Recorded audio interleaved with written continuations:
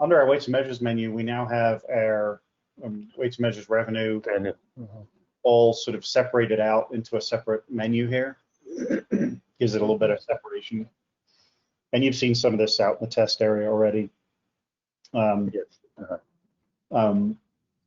If I look at our batch invoices screen, we've had a look at that. And we've looked at, you know, the templates that we've generated so far, so I don't really need to go over much of that. What we have added, though, is the batch payment screen. So when I go to enter batch payments, this screen is really designed to be pretty fast for keyboard entry. So it starts you off in the invoice search box, which you can search by location ID, invoice number, or location name. So if I look for a Alameda County Fairgrounds, then I can select an invoice and it'll populate all this amount due, late due, admin fee due, and so forth.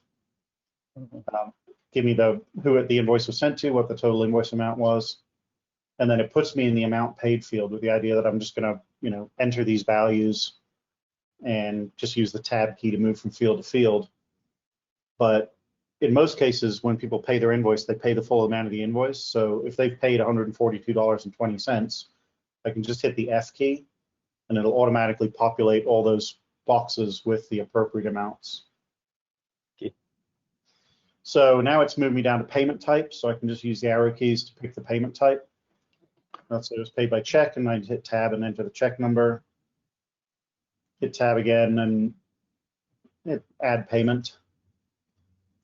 And you'll see it clears out the screen, puts me back in the invoice search, ready to type in the next payment that I've got in my stack of payments to process. Down at the bottom of the screen, it keeps track of all the payments I've entered for this batch. And the thing to know about payment batches is we don't actually record the payment in the database as you're entering them. We just put them in this batch file. And so you can put in 10 payments or 100 payments or however many payments you've got to put in for the batch. And when you're finished entering payments, you'll close the batch. And closing the batch actually creates the transactions, marks the invoices as paid, and you know, all that stuff. So let's do another one here. Alameda Auto Lab. Paid in full, check.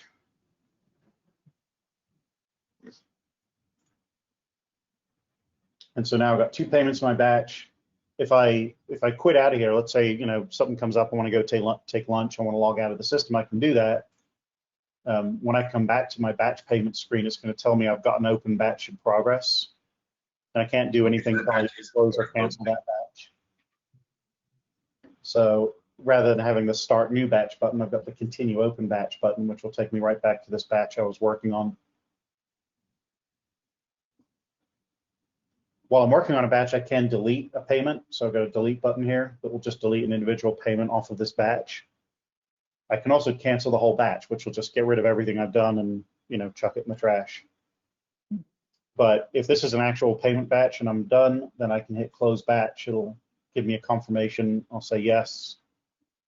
And that then closes that batch out and records those 2 payments in the ledger for those businesses. Now, when I've completed a batch, you'll see I've got a view button. That's the usual pencil icon. So I can go look at the payments that were in that batch.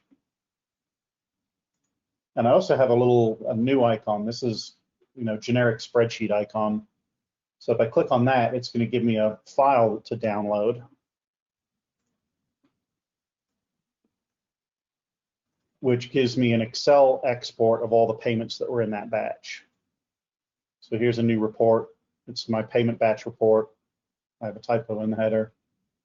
It tells me who entered it, what the status is, when it was started, when it was closed, and so on. And then the payments that were in there and all the various details of the payments. And at the bottom, it gives me a total number of payments and a total payment amount. So as you can imagine, you know, with county auditing, what they want to know is if you've given someone in the staff a stack of, you know, cash receipts and checks and credit card slips and whatnot, they enter all those payments in the system. they're going to want to generate this batch report and provide that to your auditor or your finance department so that they can reconcile this against the actual bank deposit to make sure that, you know, everything that was registered as paid is actually shown up in the account.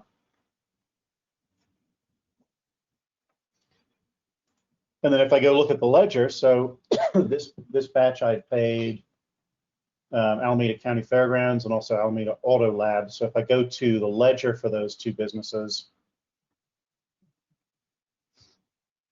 Alameda Auto Lab, you'll see that we have a ledger that shows their invoice that was generated back on the 5th, and then a payment that was entered today. And, you know, being a, excuse me, typical business ledger, these, you know, transactions are summed up, and you'll see at the bottom their current account balance is 0. So they're paid up.